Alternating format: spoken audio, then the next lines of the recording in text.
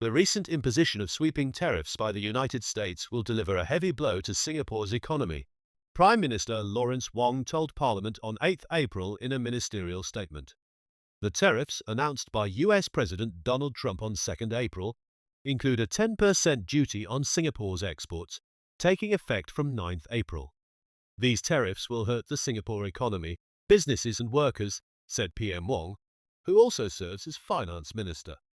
Singapore may or may not go into recession this year, but I have no doubt our growth will be significantly impacted. He added that outward-oriented sectors such as manufacturing, wholesale trade, and transport would bear the brunt of the fallout, given weakening global demand. The Ministry of Trade and Industry's earlier forecast of 1 to 3% GDP growth for 2025 is being reassessed and is likely to be revised downward, PM Wong said. In anticipation of the economic strain, the Singapore government will activate several support measures outlined in Budget 2025.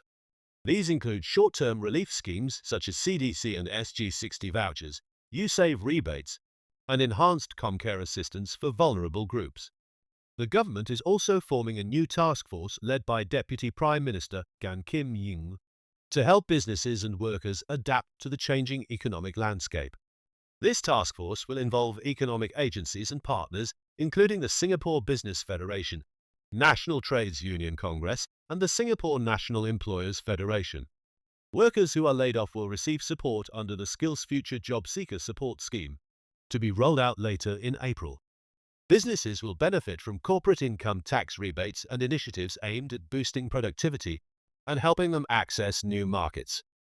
PM Wong emphasized that Singapore is ready to act decisively as needed. We have the resources to do so because of the financial discipline and prudence we've exercised over the decades, he said.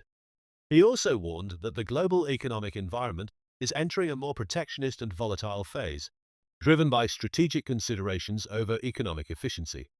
The new era will be more volatile, with more frequent and unpredictable shocks, he said. We must be ready to stand firm and protect our interests, no matter how the external winds may blow. While Singapore will strengthen ties with partners who share its commitment to open trade, PM Wong criticized the US tariff move as unjustified. If the tariffs were truly reciprocal, the tariff for Singapore should be zero, he argued, noting that Singapore already imposes zero tariffs on US goods and maintains a trade deficit with the US. These are not actions one does to a friend, he said. We are very disappointed by the US move, especially considering the deep and long-standing friendship between our two countries. Beyond national concerns, PM Wong laid out three broader implications of the US tariff regime for the global economy. First, he said the tariffs are a rejection of World Trade Organization rules, especially the most favored nation principle that underpins equal treatment among members. If more countries adopt the same approach, the rules-based trading system will unravel, he warned. Small countries like Singapore risk being sidelined. Second, he pointed to the growing likelihood of a global trade war. Citing the Smoot-Hawley Act of the 1930s, he noted that retaliatory tariffs historically deepen economic crises, and today's global interconnectivity makes such risks even more severe. Third, PM Wong noted a shift toward a me-first mindset in global economics, replacing past norms of cooperation with zero-sum approaches that undermine international institutions and trade norms. He also expressed concern about a destabilizing US-China relationship. If tensions escalate further, the global economy could face disastrous consequences, he warned. Multinational and local firms in Singapore have already expressed concerns about weakening demand and uncertainty. Some have delayed projects while assessing the full impact of the tariffs. These are reactions from companies based here. But I am sure the same conversations are happening in boardrooms everywhere, he said. PM Wong concluded with a rallying call for unity and resilience.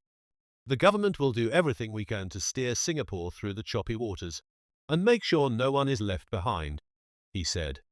Our little red dot will continue to shine. Singapore will hold our ground as a beacon of stability, purpose, and hope.